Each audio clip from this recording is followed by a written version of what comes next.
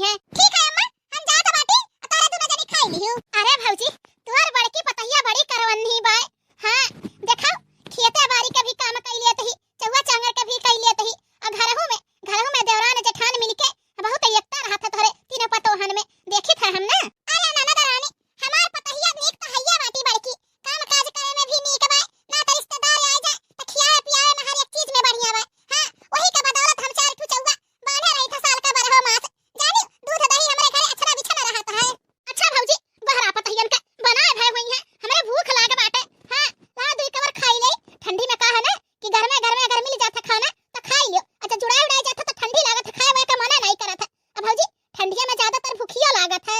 ठीक है ननद रानी रुकी रहो, बहरा बाटी पतैयन के। पतैया या लड़की नखड़ैया, अरे खड़वा होई जावा त लाया दई दा बुआ का हम्मे का जनी का नन भतार काटिन घर में लुसुर करैली है। हवई तक के खाब नहीं बना तैयार के भई बने, कब से खटिया बिछाए दुआरे परे अब आगे से एकत बाटी, कब से बहरावत बाटी कि खड़वा लाई के दई दे, लेकिन यक्को मिली के जो सुनात हुए का जनी का घर में कुल्लरिया ढकेलत बाटी।